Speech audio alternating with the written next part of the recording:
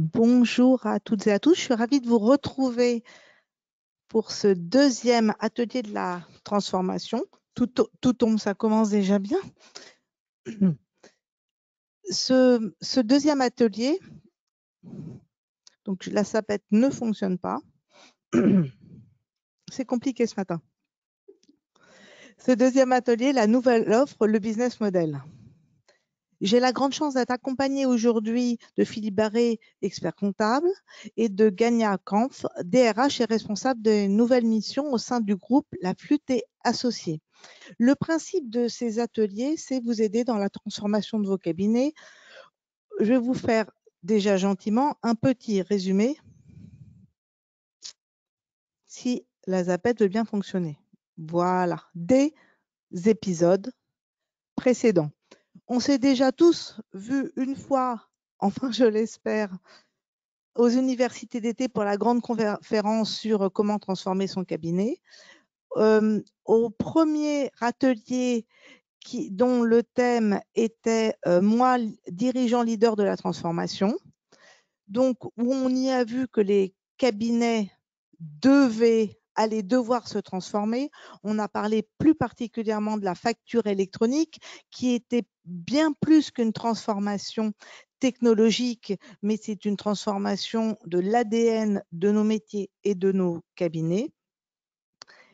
Et on a bien évidemment évoqué ensemble la perte de chiffre d'affaires que vous, les experts comptables, vous anticipez sur vos missions traditionnelles. Je vous rappelle que cet atelier est en replay sur la chaîne YouTube de l'Ordre. Je vous incite, pour ceux qui ne l'ont pas vu, à le visionner parce qu'il était très intéressant. Et ce n'est pas du tout parce qu'avec Philippe, on animait. Vraiment, ça n'a strictement rien à voir. On est assez nombreux aujourd'hui, on est à peu près 280. Vous êtes beaucoup derrière votre écran et on est une petite dizaine ici à l'Ordre. L'objectif de ces ateliers, c'est beaucoup d'interactivité. On va faire comme la dernière fois, on va vous solliciter pour répondre à quelques questions. C'est pour voir si vous suivez tous bien. Alors, j'ai une Elisabeth un peu capricieuse. Voilà. Donc, aujourd'hui, le thème, c'est quelle nouvelle mission? Le business model. C'est le thème d'aujourd'hui. Donc, on va d'abord définir les nouvelles missions. On va les identifier. Comment choisir les bonnes missions? Alors évidemment, choisir, en fait, c'est vous qui choisissez. Ce n'est pas l'ordre des experts comptables qui va vous dire quel métier faire demain. Tous ces ateliers ont pour objectif de vous aider dans vos choix, de vous donner des techniques de décision pour que vous trouviez vos missions. Comment évidemment les mettre en œuvre? Avec Gagna, nous allons témoigner toutes les deux et bien évidemment, on vous laisse la parole. Je vous rappelle que ces ateliers font partie du parcours de la transformation. Donc, il y a 9 ateliers gratuits. On en est au deuxième. C'est tous les mardis, un mardi par mois. Curieusement, on n'a rien mis en mars-avril. Allez deviner pourquoi. Et c'est de 9h à... Le ski, c'est ça, Philippe? Ah oui. Ouais, mais parce que maintenant, il y a beaucoup plus de neige en mars-avril qu'en décembre. Donc, ça peut être que le ski. Et c'est de 9h à 10h30.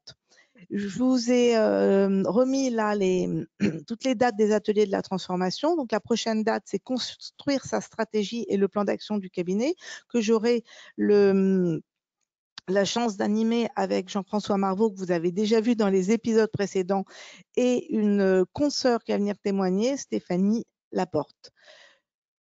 On y va, on rentre dans le vif du sujet. Je passe la parole à Philippe Barré. Philippe, les nouvelles missions, de quoi parle-t-on?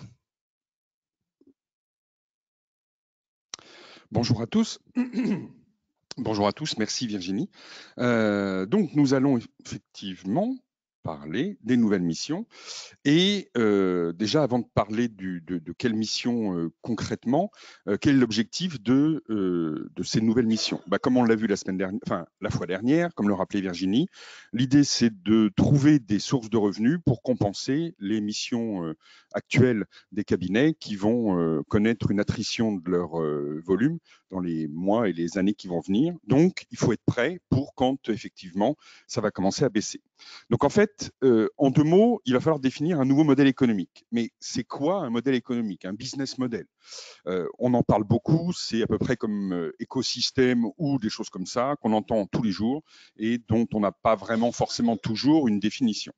En fait, un business model, c'est la façon dont l'entreprise produit, réalise des services, des produits pour gagner sa vie finalement.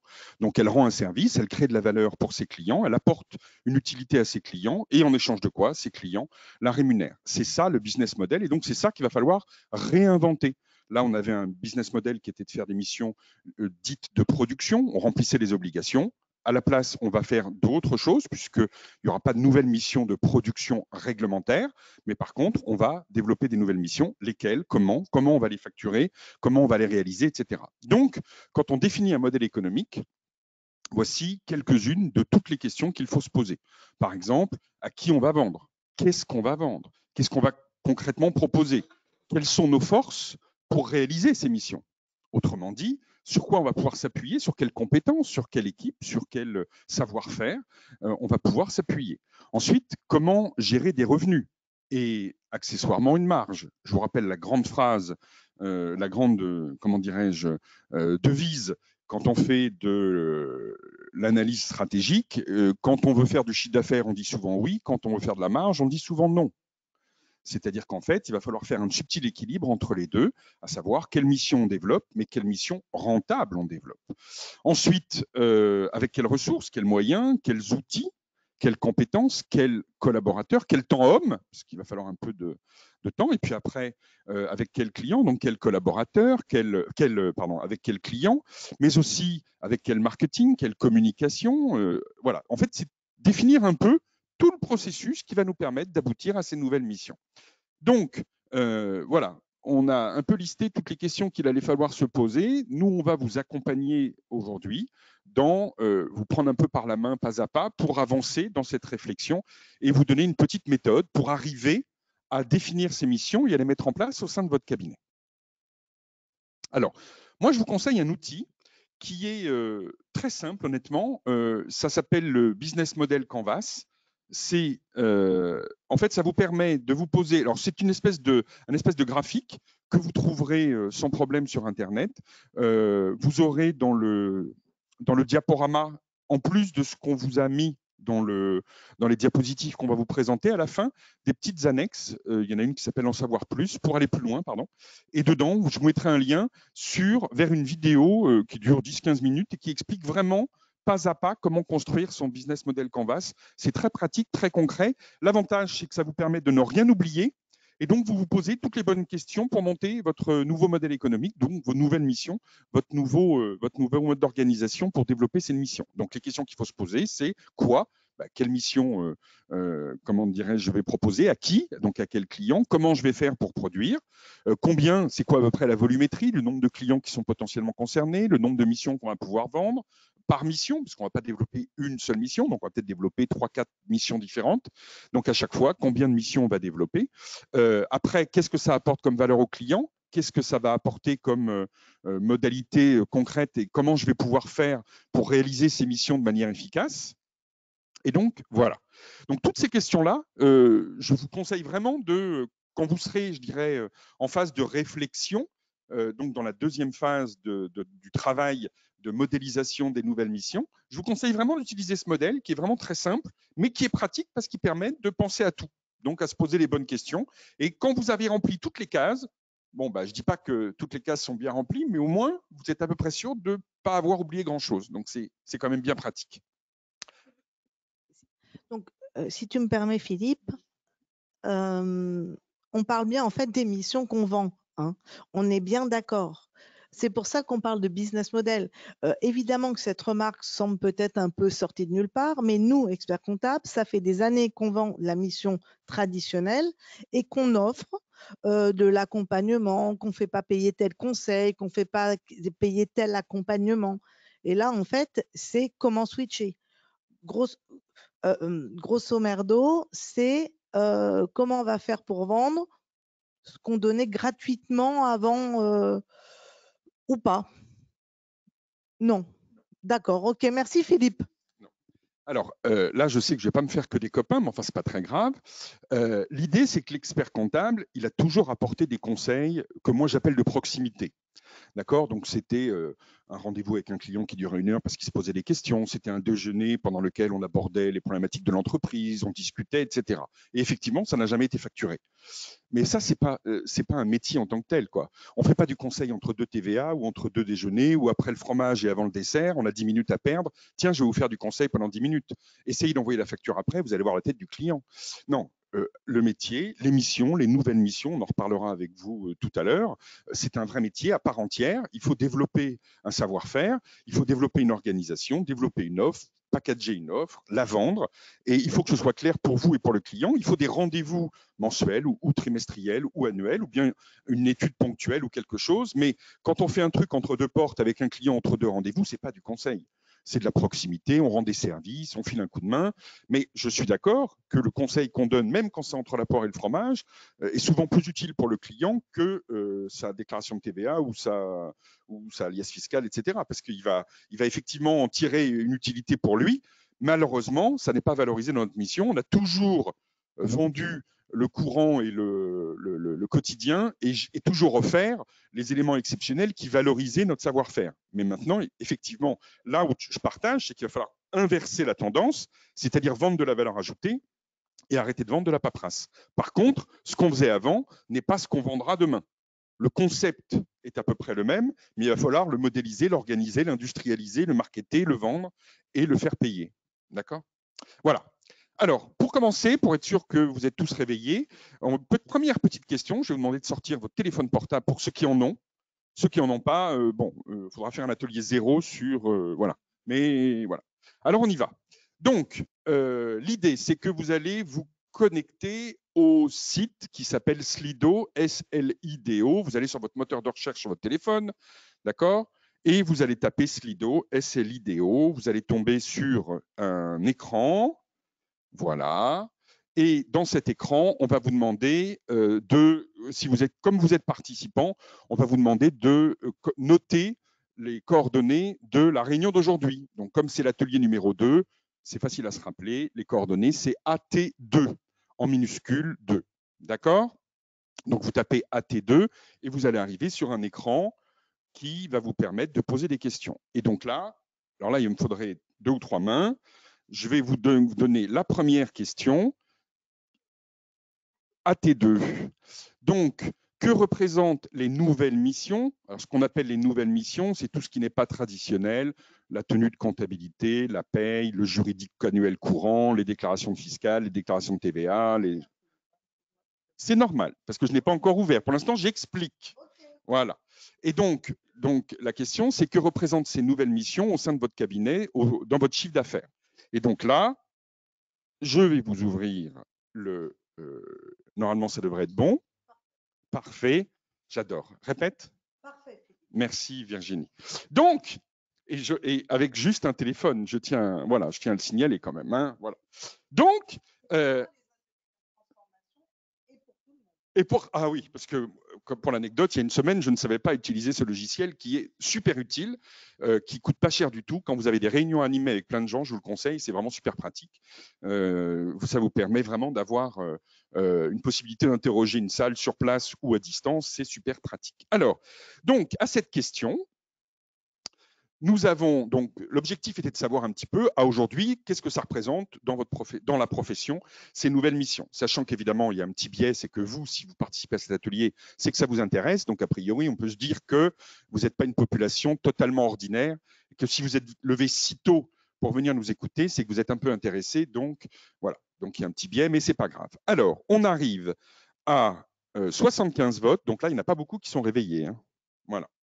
Donc 83, ça se réveille, ou alors il y en a qui comprennent moins vite que les autres peut-être. C'est pour ça. 96, voilà, il y a des diesels, ça vient, ça vient, ça vient. Voilà. Et donc vous n'avez pas les résultats.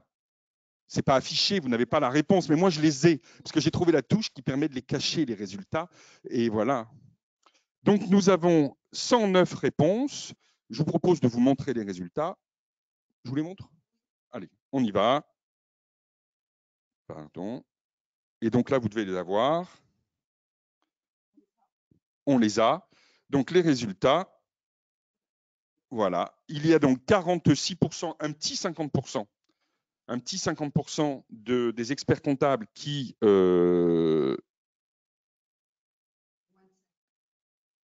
voilà. Pourquoi ça n'apparaît plus? Je ne sais pas. Je n'ai pas mes lunettes en plus, c'est l'horreur. Donc 45% qui ont moins de 5, d'accord, 36% qui ont entre 5 et 10. Ce qui veut dire que, pour faire court, il n'y a que 20% des experts comptables qui ont plus de 10. OK? Donc ça veut dire que c'est quand même pas beaucoup. Et sachant que c'est tout à fait réaliste, parce que ça confirme tous les chiffres que nous avons depuis des années, à savoir que le conseil, c'est en moyenne dans la profession 7%. Donc, on est pile dedans et c'est parfaitement cohérent. Ce qui veut dire que concrètement, il faut se réveiller parce que ces missions-là, conseil et accompagnement, 7% aujourd'hui, je vous rappelle ou je vous informe que dans les 5-6 ans, il va falloir que ça fasse entre 20 et 25% du chiffre d'affaires de la profession. Donc, ce qui veut dire très concrètement qu'il va falloir doper ces nouvelles missions et c'est l'objectif de la réunion d'aujourd'hui. On y va. Merci. On reprend. À quoi reconnaît-on les bonnes missions?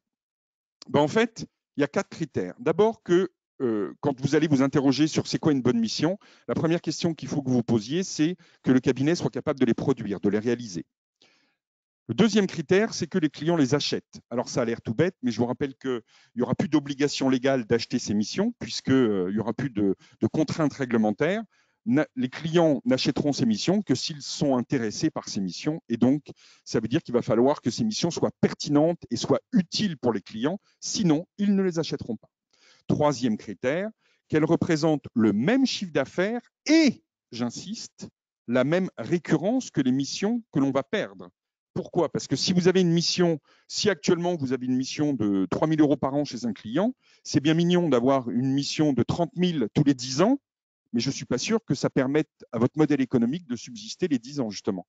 Parce que si vous avez 30 000 € la première année et rien pendant 9 ans, ça va être compliqué à vivre. Donc, ça veut dire qu'il faut à la fois qu'il y ait le même chiffre d'affaires, le même volume d'affaires, mais qu'il y ait aussi la même récurrence, qu'on ait les mêmes contacts avec les clients, la même régularité. Et donc là, ça se complique considérablement quand même. Et dernière chose, c'est un détail, mais comme le rappelait Virginie, il faut qu'elle soit facturée et qu'elle soit payée.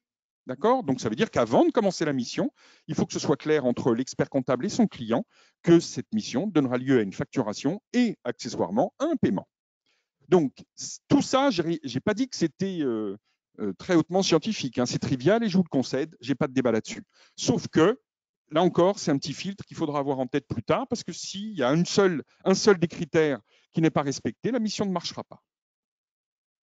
Si on écoutait les clients, donc, en fait, il y a plusieurs études qui ont été faites par l'Ordre des experts comptables, l'Ordre des experts comptables national, hein, le Conseil supérieur, depuis une vingtaine d'années, et tous les résultats sont systématiquement les mêmes depuis 20 ans.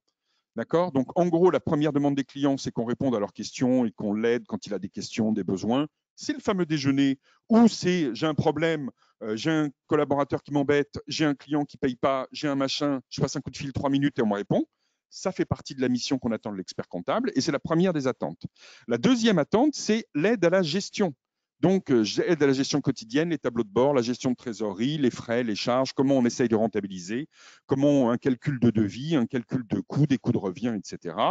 Ensuite, les conseils en gestion de patrimoine. Donc, ça, c'est en pratique comment payer mon impôt. Hein. Il faut être très concret.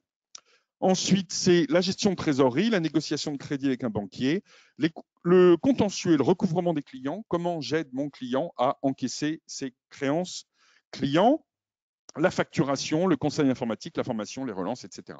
Donc, on voit qu'il y a quand même beaucoup de demandes. Tout ça, ce sont des demandes qui, à 90%, ne sont pas satisfaites. J'espère qu'on en est tous conscients. Donc, si je puis me permettre, avant de développer des missions en RSE et des missions en cybersécurité ou en export international dans les pays du sud-est asiatique, peut-être qu'on peut leur proposer les tableaux de bord parce qu'il y en a quand même 2 sur 3 qui en veulent. C'est bête. En plus, on sait le faire. Ce serait dommage de ne pas les faire, sachant qu'ils en ont besoin. Alors, si on analyse les grandes familles de missions, j'ai classé 3 catégories de missions. Première colonne, les missions actuelles, donc tenue, paye, révision comptable, juridique courant, etc. Deuxième mission, ce qu'on appelle les missions d'accompagnement, c'est-à-dire les missions récurrentes d'accompagnement de gestion. D'accord ? On verra quelles sont les missions d'accompagnement qui existent. Troisième colonne, ce qu'on appelle les missions de conseil pur, les vraies missions de conseil. En fait, quand vous regardez les 3 colonnes, vous apercevez que la première et la deuxième colonne se ressemblent énormément. La périodicité dans les 2 missions est très récurrente. Quand vous faites un tableau de bord au client, il ne faut pas lui envoyer par mail. Il faut le voir tous les mois pour lui en parler, pour échanger avec lui, pour passer 1 heure avec lui. Quand vous faites je sais pas quoi, un accompagnement de gestion, ou quand vous faites la pré-compta, ou quand vous faites la facturation, ou quand vous faites les relances de votre client, c'est toutes les semaines. Ce n'est pas 1 fois par an, évidemment. Les clients, la mission actuelle, c'est tous nos clients du cabinet.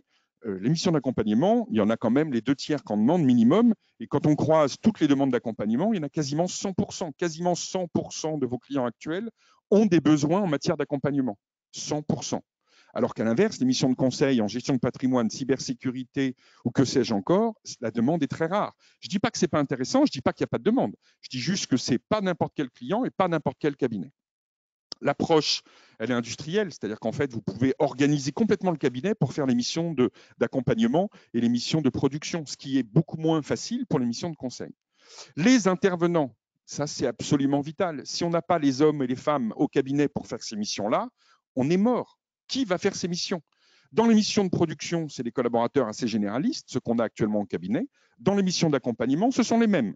Je n'ai pas dit qu'il ne fallait pas les former, qu'il ne fallait pas les accompagner, qu'il ne fallait pas leur apprendre un nouveau métier. J'ai juste dit que c'était les mêmes personnes. À l'inverse, dans les missions de conseil, ce sont des gens qui sont des spécialistes, qui ont été formés à ces nouveaux métiers. Donc, ce n'est pas du tout la même chose. Est-ce qu'il y a besoin d'une spécialisation? Non, dans les 2 premières catégories de missions. Oui, évidemment, dans la 3e catégorie. Et d'ailleurs, quand on dit spécialisation, c'est souvent un expert comptable qui a suivi une formation, un 3e cycle, un module long, ou un spécialiste de ce métier qui n'est pas expert comptable, qui va faire ces missions-là. Ce n'est pas les collaborateurs qu'on a fait grimper ou à qui on a fait une formation par-ci, par-là. Voilà. Et la valeur ajoutée pour le client, comme le disent tous les clients, elle est forte ou très forte pour les missions d'accompagnement comme pour les missions de conseil. Donc, quand on croise tout ça, on s'aperçoit que seules les missions d'accompagnement, c'est-à-dire les missions de quotidien, de gestion, d'aide à la gestion, d'aide à la… En fait, c'est d'aider le chef d'entreprise dans sa gestion, dans son rôle de dirigeant, de manager, de commercial, de gestionnaire, etc. C'est ça le débat. Pourquoi ? Parce que c'est la demande principale des clients. Et si les clients ont de la demande, ils accepteront de payer. La deuxième chose, c'est que c'est les missions qui sont les plus faciles à faire pour nous. Et la troisième chose, c'est que ça correspond à notre organisation actuelle et qu'on est capable de le faire, que ça correspond à nos besoins de récurrence, que ça correspond à notre capacité, à nos outils, à notre façon de travailler et à notre ADN. Quelles missions concrètement ? Les missions d'accompagnement, il y en a 2 grandes familles, 2 très grandes familles, d'accord ? Les missions d'accompagnement au pilotage, comment j'aide le dirigeant à gérer, à prendre des décisions en matière de rentabilité, en matière de budget, en matière de calcul de coûts, en matière de trésorerie, mais aussi, on l'oublie trop souvent, en matière de RH. Dans 90% des cabinets, on a, et Rania va nous en parler tout à l'heure, on a un service dit social. En gros, c'est tout ce que l'expert comptable n'aime pas faire et qu'il a le bonheur de trouver un responsable du social. Il lui confie les payes, évidemment, mais aussi les contrats de travail, l'accompagnement. On va voir que cet accompagnement peut aller beaucoup plus loin que ce qu'on fait actuellement dans la plupart des cabinets. Et évidemment, l'accompagnement administratif, qui est la 2e grande famille. Et là, c'est l'aide à la facturation, la pré-comptabilité, l'office manager, la relance des clients. Là encore, on a beaucoup de propositions à faire aux clients. Demain, on sera à l'image de la Poste qui… J'adore ce dessin de Faro. Pour ceux qui ont un peu de mal à lire, je vais le lire. C'est une personne âgée qui téléphone à sa famille, on imagine, et qui dit « Ouais, le facteur est en train de faire mon vaccin. Il a pris le pain et les courses. Par contre, il a encore oublié le courrier, ce con. » Ça veut dire quoi? Ça veut dire que les nouvelles missions vont peu à peu remplacer les anciennes et qu'on oubliera que notre rôle historique, c'était de rapporter le courrier pour le facteur ou de tenir la compta pour nous. Ça a l'air bizarre, ça a l'air complètement fou, mais je vous assure que ça commence à marcher dans pas mal de cabinets. Quand on vous sollicite pour être expert comptable d'un dossier, essayez de dire que la comptabilité est à 1 euro par mois et que ce que vous vendez, c'est de l'accompagnement de gestion. Vous serez beaucoup plus cher que vos collègues, que vos concurrents. Vous allez perdre 1 ou 2 au début, mais assez rapidement, vous allez remporter des marchés parce qu'en fait, ce qu'attend votre client surtout, c'est que vous l'aidez dans sa gestion et la compta, il s'en fout.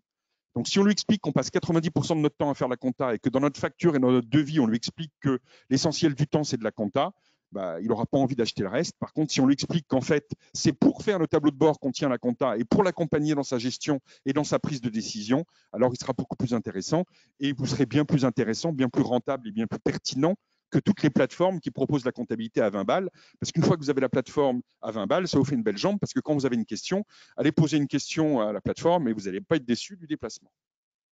Donc, deuxième question. Tu peux remettre le dessin, s'il te plaît, Philippe. Vous voyez, quand je vous parlais d'un changement d'ADN, en fait, ce dessin résume parfaitement le changement d'ADN. C'est de l'humour, là, mais je ne sais pas si vous avez pris le train ces 5-6 dernières années, mais les contrôleurs de train, qui sont même plus des contrôleurs maintenant, passent dans les rames avec est-ce que tout va bien, il fait pas trop chaud, pas trop froid, dès qu'il y a un retard, excusez-nous, il y a un retard. Et c'est ce changement d'ADN là, donc à la Poste, ils ont fait leur transition depuis pas mal de temps. Là, on entend parler du site Petit-Fils, etc., des services à la personne. Depuis 5 ans, on entend parler de ce service Petit-Fils de la Poste. Dans les rames de train, moi, je me suis interrogée si c'était que des nouveaux contrôleurs ou des anciens. Parce que moi, ma vraie question, c'est comment je fais pour, une fois que j'ai compris, moi, le chef d'entreprise, où je veux aller, comment je fais pour changer l'ADN de mes collaborateurs. Parce que moi, j'adorerais que mon collaborateur ait oublié le courrier aussi. Limite, j'allais dire, ait oublié de faire la TVA. J'adorerais qu'il ait fait le tableau de bord, qu'il ait tout fait et qu'il ait oublié de faire la TVA.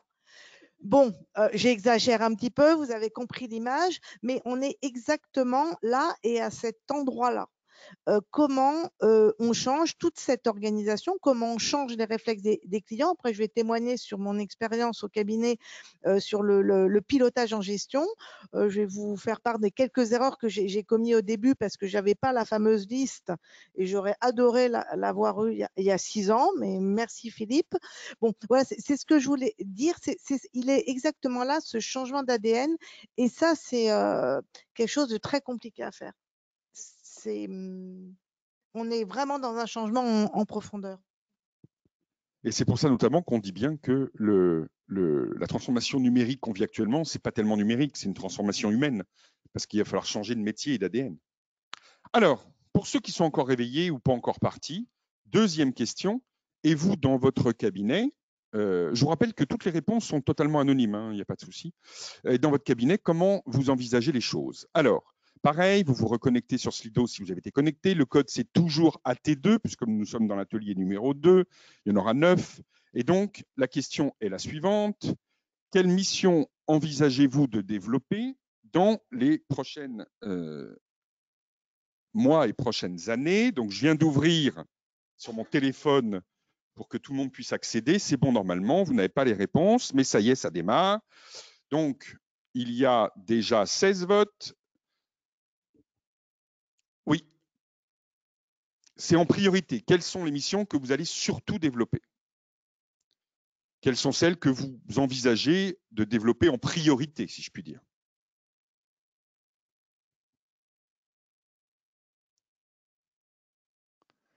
C'est très intéressant, n'est-ce pas? Oui.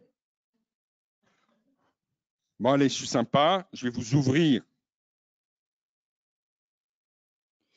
Donc, en fait, les missions de conseil représentent 19%.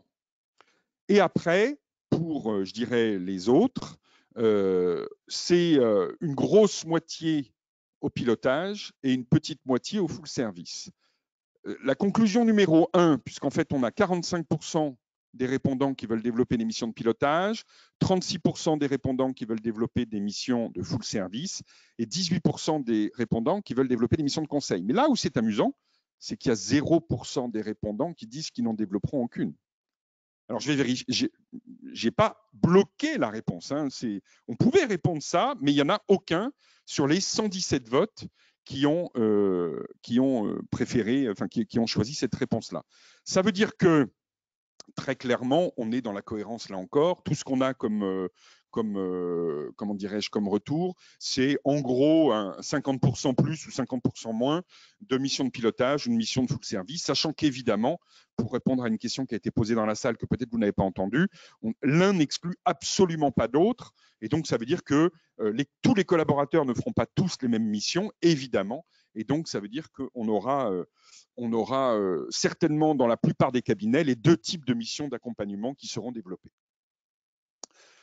Dernière partie, non, troisième partie, je ne sais plus, comment identifier et choisir les bonnes missions. Alors, en fait, la démarche générale, là encore, là ça va durer 3 minutes, je vais vous expliquer en gros comment on fait.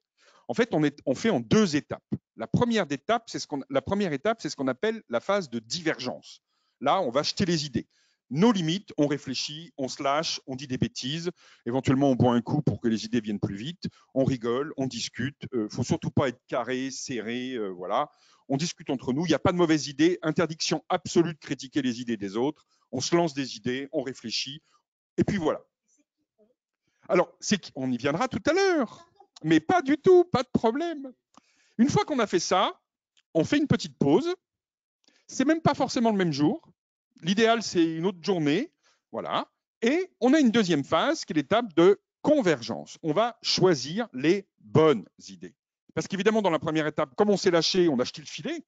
Donc, quand vous jetez le filet, demandez à un pêcheur, quand il jette le filet, il récupère du poisson, mais des canettes de coca, des trucs en plastique, des vieilles godasses, des machins, des trucs. Donc, il n'y a pas que des bonnes choses. Et donc, la deuxième étape, ça va être l'idée qui va consister à trier, à filtrer, à sélectionner les bonnes idées, celles qui marcheront, et donc et puis la troisième étape, c'est la mise en œuvre. Voilà. Donc, la première étape, c'est on se lâche, on jette les idées.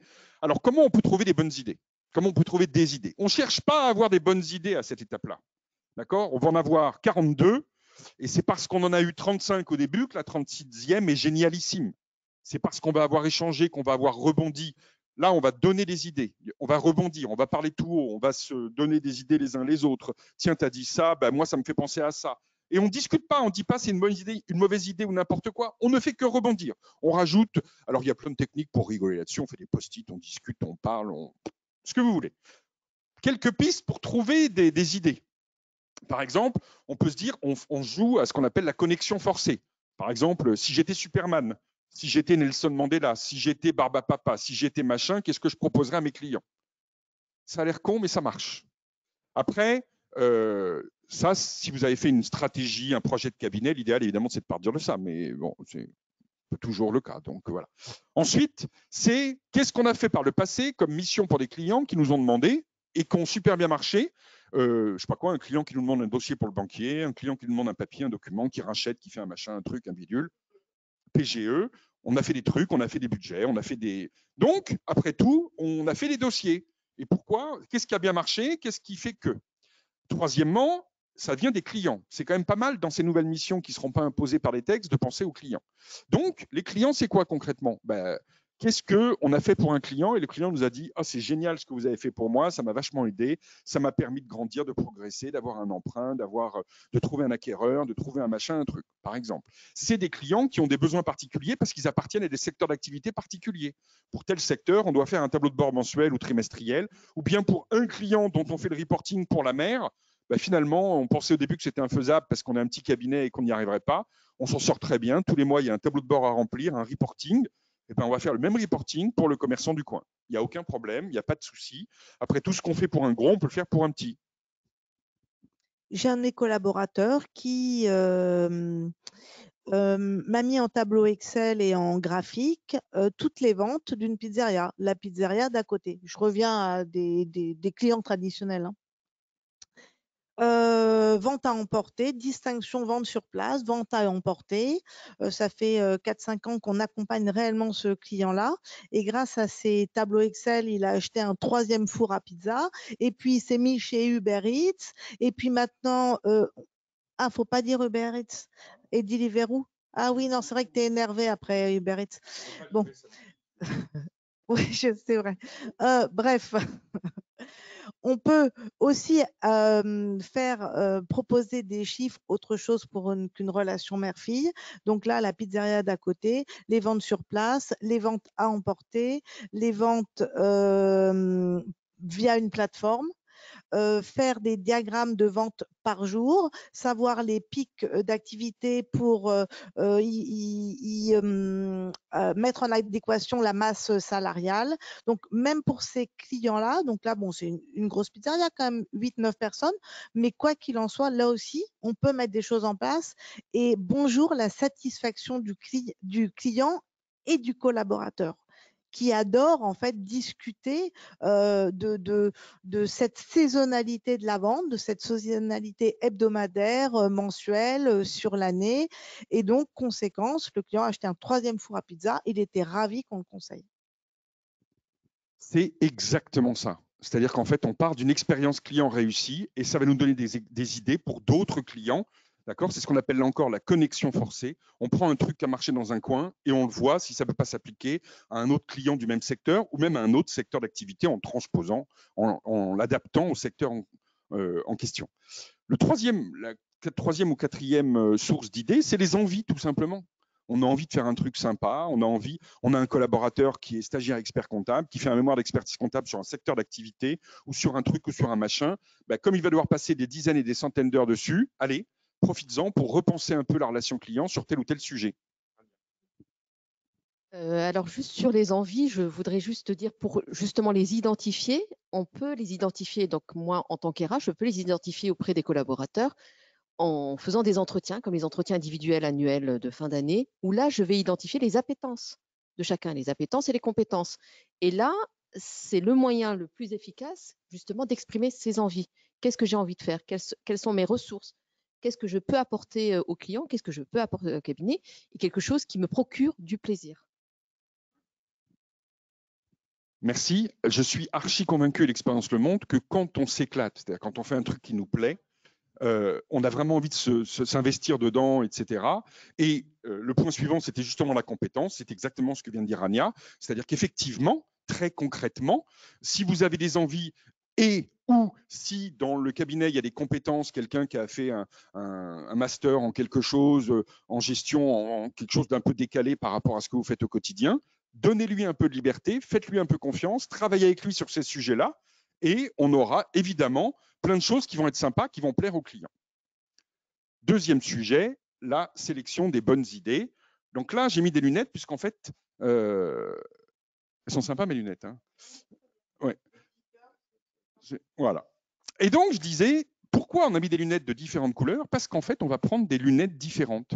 On va filtrer toutes les idées de mission qu'on a eues. On arrive à la fin de la phase 1, on a 14 ou 18 idées de mission. Et donc, la question, c'est quoi les meilleures idées de mission pour notre cabinet, compte tenu de nos clients, nos envies, nos compétences, nos collaborateurs, notre organisation, etc. Tout ce qu'on a vu à la phase 1. Et donc, il y a plein de méthodes. Donc là, Rania nous parlera peut-être de celle qu'elle utilise tout à l'heure.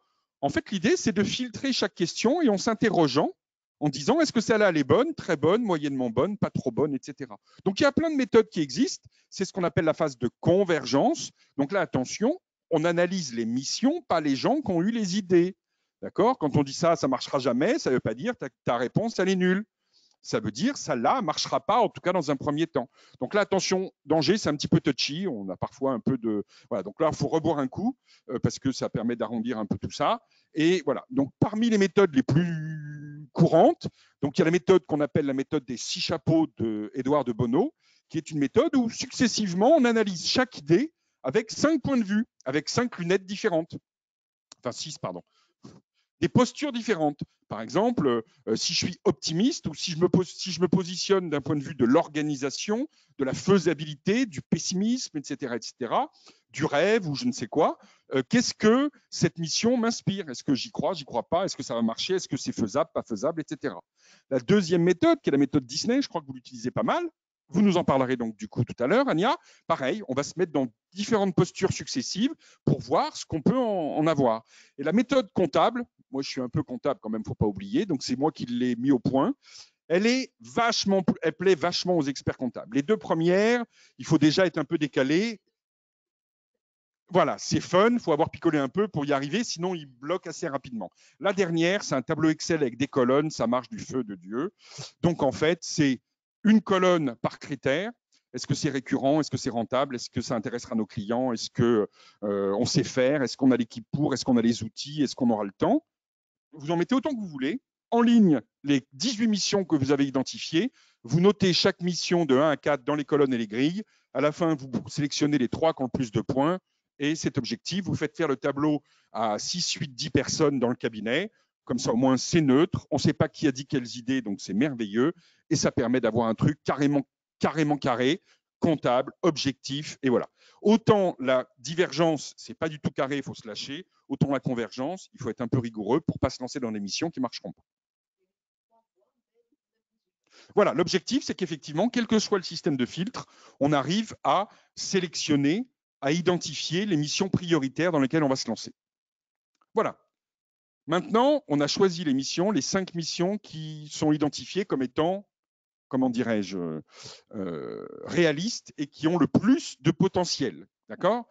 N'oubliez pas une chose, c'est que quand on recherche des missions, il ne faut jamais oublier le caractère opportuniste. D'accord ? Une mission, vous n'allez pas la signer pour les 20 prochaines années. D'accord ? Je prends l'exemple de l'ECF, donc l'examen de conformité fiscale. Il y a 2 ans, on n'en aurait pas parlé. Et si j'avais fait cette conférence il y a 2 ans, j'en aurais pas parlé. Moi, je pense qu'aujourd'hui, la mission ECF, c'est une mission que tous les cabinets doivent faire obligatoirement à tous leurs clients. C'est l'intérêt des clients, l'intérêt des cabinets. Je ne vois pas où est l'argument qu'il ne faut pas y aller. Donc, typiquement, c'est une mission. Alors, ce n'est pas une mission qui va révolutionner le monde entier, hein, mais on n'est pas là pour ça. On est là pour rendre nos clients, sécuriser le client fiscalement, sécuriser le cabinet. Ce n'est pas infaisable. Les collaborateurs actuels peuvent le faire. C'est une mission récurrente qui est tout à fait faisable quand on fait une mission de présentation et qui est allégée puisqu'on a fait une bonne part des contrôles. Donc, il faut foncer. C'est ce qu'on appelle l'opportunisme. Mais l'opportunisme est vraiment quelque chose d'essentiel quand on détermine les missions de demain. Donc, pas du tout. Pas du tout. Pour ceux qui ne connaîtraient pas l'ECF, l'examen de conformité fiscale, c'est 10 points d'audit qui nous sont proposés par l'administration fiscale pour proposer de la sécurité fiscale à nos clients. C'est-à-dire que sur les 10 points de contrôle, en cas de contrôle fiscal postérieur, donc sur les 10 points que nous aurons contrôlés, nous, l'expert comptable, sur ces 10 points-là, en cas de contrôle fiscal, il n'y aura ni pénalité ni majoration de retard de la part de l'administration fiscale. Voilà ce que, donc c'est une sécurité fiscale que l'on peut, et j'ai envie de dire que l'on doit proposer aux clients, parce qu'entre un robot comptable aujourd'hui ou une néobanque et une mission d'expert comptable qui propose un ECF, il n'y aura pas photo, ou un illégal. Merci Philippe. Ça, c'est la version officielle. En off, l'administration fiscale nous dit les sociétés qui auront un ECF seront moins contrôlées que d'autres. Donc, l'ECF, c'est une coche qu'on casse sur la liasse fiscale. Et après, on a, je crois, 9 mois pour faire le rapport d'ECF. C'est possible depuis le 15 janvier de cette année. Je crois que peu ont coché la case sur les liasses là, de mai 2021. Donc, je vous incite bien évidemment à y aller sur les bilans 2022. Personnellement, au cabinet, j'ai demandé aux collaborateurs de les faire pour les 30 juin et de les faire pour les 30 septembre pour qu'on s'habitue à les faire et qu'on s'entraîne sur le process. Donc, voilà une mission qu'on vous incite fortement à proposer. Merci beaucoup. Donc oui, effectivement, c'est une mission qui est réalisable par la plupart des cabinets. C'est vraiment typiquement une mission d'accompagnement. C'est une troisième catégorie de mission qui risque de se développer dans l'avenir. On a parlé de pilotage, on a parlé de full service. Ça fait partie quelque part un peu du full service, mais c'est ce qu'on appelle plus généralement les missions d'attestation. Pendant le Covid, vous avez dû faire 2 ou 3 attestations dans votre cabinet. Bon, bah, c'est un métier qui tente à se développer et qui va se développer dans les prochaines années. Donc, autrement dit, il n'y a plus qu'à, on a déterminé les 5 missions qui vont bien, les 7 missions qui vont bien ou les 3 missions qui vont bien, il n'y a plus qu'à les mettre en œuvre. Comment on fait? Alors, l'idée, c'est quoi? C'est que, comme on le disait en introduction, il n'est pas question de faire les missions d'accompagnement, pilotage, ou full service entre 2 bilans, 2 TVA, quand on n'a rien de mieux à faire au déjeuner ou n'importe quoi. Ce sont des missions, donc elles doivent être modélisées, organisées, structurées, dans l'intérêt du client, parce que si c'est fait sur le coin d'une table, ce sera ni fait ni à faire, il ne va pas être content et par définition, il ne voudra pas payer. Et dans l'intérêt du cabinet, parce que si c'est fait sur le coin d'une table, la moitié des collaborateurs, pour ne pas dire 80% des collaborateurs, s'ils n'ont pas été formés, ils ne sauront pas le faire. Si ce n'est pas dans leur planning, ils ne penseront pas à le faire, ça n'avancera pas.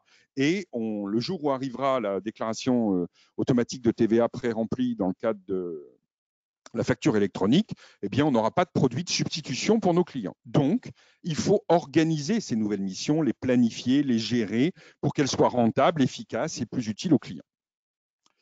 Concrètement, comment ça se passe? Comment on fait toute cette phase de bascule, je dirais, de réalisation de ces nouvelles missions? La première étape, c'est de définir chaque mission. C'est entre guillemets tout bête. C'est un peu ce qu'on a fait tout à l'heure dans le modèle Canvas, d'accord? C'est à qui on va vendre, qu'est-ce qu'on va vendre, c'est quoi les clients qui sont prioritaires, c'est quoi les livrables. Quand je dis livrable, c'est pas forcément envoyer un document par mail. Hein, c'est pas parce qu'on est au 21e siècle qu'on envoie tout par mail ou qu'on met en téléchargement. Quand on est à l'accompagnement de gestion, ce que l'on fait, c'est que on va physiquement voir le client ou par un Teams, par une visioconférence ou n'importe quoi, mais on échange, on discute avec des vrais gens. D'accord? Donc, on explique ce qui va pas dans le mois qu'on vient de passer, on répond aux questions, etc., etc. La deuxième chose, c'est effectivement, une fois qu'on a fait ça, c'est de définir et de formaliser. Formaliser, ça veut dire écrire. D'accord? Concrètement, comment on fait pour faire cette mission? Qui fait quoi? Quel collaborateur, quel type de collaborateur? Par exemple, le junior ou le chef de mission, il fait ça. L'associé au début, il va encadrer, former, accompagner, etc. Puis après, le collaborateur confirmé, il fera ça, il préparera les documents. Le chef de mission, il ira au rendez-vous avec le client ou il fera le Teams avec le client, etc., etc. Quand on dit qui fait ça, ça veut dire évidemment aussi avec quels outils. Donc, par exemple, si c'est typiquement le tableau de bord, est-ce qu'on fait ça sur Excel? Est-ce qu'on utilise des outils de tableau de bord? Il en existe plein maintenant. La semaine dernière, au congrès, il y en avait des dizaines qui étaient en proposition. Sur Internet, vous en avez plein. Vous avez des publicités un peu partout qui vous permettent de choisir les bons outils. Donc, vous avez vraiment tout ce qu'on appelle le processus ou le mode opératoire à définir mission par mission. Mais surtout, qui fait quoi et quand? Si vous ne le planifiez pas, cette mission n'aura jamais lieu. Par exemple, typiquement, il faut couper le mois en morceaux. D'accord? Ça veut dire qu'avant le 10 du mois, il faut qu'on ait fini tous les reportings du mois d'avant. Mais le reporting, c'est quoi? Si ce n'est juste intégrer les écritures comptables qu'on a récupérées des différentes plateformes, faire une petite révision, identifier éventuellement si on a une ou deux questions à poser au client, on pose ça très vite. Et puis voilà. Mais il faut qu'après, entre le 10 et le 20 du mois, on ait fait les tableaux de bord, le reporting, etc. Et entre le 20 et le 30, on fait le rendez-vous avec les clients. Attention, il est évident que si vous continuez à peigner la girafe sur les comptes, c'est-à-dire que si tous les mois on envoie des relances pour des factures qui manquent de 22,27 €, vous ne pourrez jamais développer une mission d'accompagnement. Donc là, on laisse tomber tout et puis on repart à zéro, on prend un café, puis on va au bureau pour relancer les clients qui n'ont pas envoyé les factures de 42,18 €. Donc tout ça pour dire que, soyons très clairs, ce qu'il faut en premier, c'est du temps. Et donc, il faut arrêter de passer du temps, gâcher du temps à faire des trucs qui ne servent à rien. Une fois qu'on a gagné du temps, on consacre du temps à arrêter les comptes du mois d'avant à 8-10 jours maxi après la clôture du mois d'avant. On fait les tableaux de bord, le suivi de gestion, le machin, le petit reporting, tout ça. Vous avez les outils maintenant, notamment chez Inest, vous avez une start-up qui vous propose des analyses de comptes. Automatiquement, vous appuyez sur le bouton, ça sort instantanément du mois d'avant. Vous avez l'air intelligent. Vous avez vraiment des trucs qui sont pré-rédigés pour vous, mâchés. Vous avez ensuite plein de choses qui peuvent sortir de plein de logiciels. Vous n'avez plus qu'à aller au rendez-vous avec votre client, que vous avez pris évidemment le mois d'avant, parce que tous les mois, on n'est pas en train de chercher un rendez-vous qui convienne aux deux. Si vous allez chez le client, c'est parfait. Si vous n'y allez pas, dans ce cas-là, vous faites un petit Teams ou un petit Zoom et la vie est belle. Ensuite, il faut évidemment, là on a défini comment on allait faire, maintenant il faut impliquer. Donc ça veut dire qu'il faut embarquer, il faut former, accompagner les collaborateurs. Soyons clairs sur une chose, si vous n'embarquez pas les collaborateurs, si vous ne les formez pas, vous ne les accompagnez pas, vous ne les aidez pas, il ne se passera rien. Alors, je veux bien que les collaborateurs ne soient pas leur métier, je veux bien que, comment dirais-je, ils ne soient pas enthousiastes à l'idée de changer de métier, d'aller chez le client, de mouiller la chemise. En gros, on leur demande de sauter dans le grand bain, ils ne sont pas sûrs de savoir nager. Donc, on peut les pousser directement dans le grand bain le jour où il faut y aller. Ce n'est pas la meilleure des méthodes. Le mieux, c'est de leur apprendre à nager. Le mieux, c'est de leur apprendre à plonger. Le mieux, c'est de les accompagner, de le faire avec eux au début. Et quand ils savent faire, dans ces cas-là, on les laisse un petit peu tout seuls, on leur fait confiance et ils y vont. Et évidemment, tous n'auront pas envie d'y aller, ça prendra un peu de temps, il y en a qui auront la trouille, les pétoches, comme certains experts comptables ne se sentiront pas prêts à y aller, mais il va falloir compter sur eux parce que s'ils ne font pas l'émission, il ne se passera rien. C'est ça qu'il faut avoir en tête. Donc, il faut impliquer, former, accompagner les collaborateurs dans toutes ces missions-là. Ensuite, on fait quelques petites missions tests. On commence par les clients faciles, les collaborateurs faciles, ceux qui ont envie, d'un côté comme de l'autre, et puis on voit. On teste, on voit ce qui marche, on voit ce qui ne marche pas, on essaye, on verra bien. On prévient les clients qui sont en train d'essuyer les plâtres et on voit un peu ce que ça donne. Ils nous disent à la fin ce sur quoi ils sont contents, ce sur quoi c'est pas top, il faudra améliorer, on améliore et on rejoue. Ensuite, une fois qu'on est à peu près clair, on fait un peu de marketing, on fait une petite plaquette sur PowerPoint, un truc un peu sympa aux couleurs du cabinet. Pas besoin d'appeler une agence de communication internationale pour vous faire ça. Vous prenez un PowerPoint, vous mettez votre logo, vous expliquez, vous mettez 2 ou 3 photos, et puis la vie est belle. Vous faites un peu de marketing, vous envoyez ça à vos clients en priorité. Petite idée, vous n'envoyez pas à tous les clients d'un coup, parce que s'ils disent tous oui, vous n'allez pas être capable de fournir. Donc, vous l'envoyez d'abord aux clients faciles, puis vous voyez comment ça réagit, vous ajustez paquet par paquet, collaborateur par collaborateur, pour voir un petit peu comment ça réagit. Et puis, au fur et à mesure, une fois que vous êtes un peu rodé, vous continuez, vous généralisez, vous avancez. Et puis après, vous mettez ça sur votre site internet, vous faites une newsletter, vous faites des choses un peu, vous mettez ça sur les réseaux sociaux, vous mettez ça, tout ça, c'est quasiment gratuit. C'est qu'un peu de temps. Et honnêtement, ça ne nécessite pas des connaissances qui soient démesurées. Maintenant, tous les jeunes savent faire un peu d'Internet, savent faire un peu de réseaux sociaux. Donc, ça peut être fait en interne par un collaborateur dont ce n'est pas du tout le métier. Il se fera un plaisir de contribuer si on l'encourage, si on l'accompagne et si on l'aide un petit peu à toutes ces nouvelles missions. On en parle au premier client et c'est parti. Philippe, quand j'ai posé la question tout à l'heure de « et le on, c'est qui ?» C'est toujours pas le moment ou on peut le dire maintenant? D'accord. Donc, quand on est dans un cabinet de 5, 10, 15 personnes, embarquer, accompagner les collaborateurs, c'est-à-dire que l'exercice qu'on a vu tout à l'heure de divergence, on le fait à tous. 5, 10, 15, on est là tous ensemble, on fait voler les idées dans tous les sens et après, on converge. Merci Philippe. Alors très concrètement, c'est exactement ça. Donc moi, je l'ai fait dans plein de cabinets, y compris des moins de 10, des moins de 5, et ça marche très bien. On fait une réunion pizza, on mange tous ensemble, on discute, on reste l'après-midi ensemble pour travailler sur le projet. On passe 2 heures à trouver des idées ensemble, on se revoit 8-15 jours après. Tout ça a mûri, on recommence en disant est-ce que vous avez les nouvelles idées qui sont arrivées? On rajoute les nouvelles idées, et puis après, on passe à la phase 2, on converge. Donc, on prend la méthode les méthodes dont nous parlera Rania, ou la méthode comptable carré, ça rigole pas. Peu importe, l'idée, c'est de filtrer et de choisir tous ensemble les meilleures missions. Pourquoi il faut impliquer dès maintenant les collaborateurs et pourquoi il ne faut surtout pas le faire tout seul dans son bureau quand on est expert comptable associé? Même quand on est 2 ou 3 associés, il ne faut pas le faire tout seul. Pourquoi? Parce que ce n'est pas les associés qui feront les missions. 80% des missions seront faites par les collaborateurs. Donc, plus on aura leurs idées, plus ils auront été impliqués, plus ils auront été, dès le début, en charge de trouver des idées, plus ils s'approprieront le projet. Et la grande règle en matière de conduite du changement, etc., c'est quoi? C'est pas d'implication. Enfin, s'il n'y a pas d'appropriation, il n'y a pas d'implication. Si les gens ne contribuent pas, si les gens ne participent pas à ce projet, ils ne s'impliqueront pas. Ce ne sera pas le leur. Ce sera le truc de… Et puis, il faut expliquer aussi pourquoi. Avant de faire cette réunion de brainstorming sur les idées, il faut expliquer pourquoi on fait du brainstorming. Il faut expliquer que les collaborateurs, que les métiers aujourd'hui actuels, ils ne perdureront pas très longtemps. Là, vous avez 50 conférences en ligne dans les universités d'été, il y a 50 trucs qui existent. Vous montrez la vidéo, vous leur conseillez de les regarder, il n'y a pas de souci, il y a plein de choses. Ce n'est pas vous, c'est l'ordre des experts comptables qui le dit. Tout le monde le dit, vous leur faites lire un article de SIC par-ci, par-là. Il n'y a aucun, comment dirais-je, il n'y a aucune difficulté à trouver plein de choses écrites sur le sujet. D'accord? L'idée, c'est on les convainc qu'il faut bouger. D'accord? Je vous rappelle là encore une devise de la conduite du changement. Pas de changement sans nécessité. Si les gens n'ont pas l'obligation de changer, pourquoi ils changeraient? D'accord?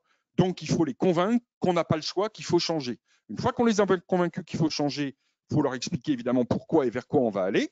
Donc, on va aller vers les nouvelles missions. La question, c'est lesquelles? Et ça ne se fera pas sans eux. Donc, on les implique. Voilà. Au mieux, on les inscrit aux ateliers de la transformation. Je dis ça, je dis rien. Hein. Tout le parcours de la transformation. Vous avez plein de parcours pour accompagner les collaborateurs dans leur changement de métier. Tous les parcours ICOL, c'est complètement révolutionnaire. Ça transforme complètement les collaborateurs. On a eu des dizaines et des dizaines de collaborateurs qui ont suivi ce cursus. C'est complètement révolutionnaire. Les collaborateurs mutent profondément et changent. On a vu des collaborateurs arriver le premier jour, c'était les collaborateurs comptables. On a vu à la fin des 5 séances, ils étaient métamorphosés. Et on voit bien, moi j'en suis encore, il y en a quelques-uns que je suis encore quelques années après, je peux vous assurer qu'ils n'ont plus du tout la même vision du métier. Alors, pour finir, 3-4 règles d'or à respecter absolument si vous voulez que ça marche. Donc, pour développer les missions, il faut 3 ingrédients absolument indispensables. Premièrement, des compétences. Mais les compétences, vous les avez dans 95% des cas.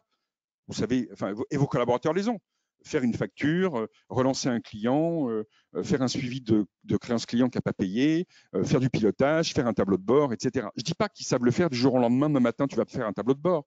Je dis juste qu'ils ont la connaissance théorique qu'il faut transformer en expérience pratique pour leur donner cette compétence. Donc effectivement, il faut polir un peu la pépite pour que ça devienne une pierre précieuse.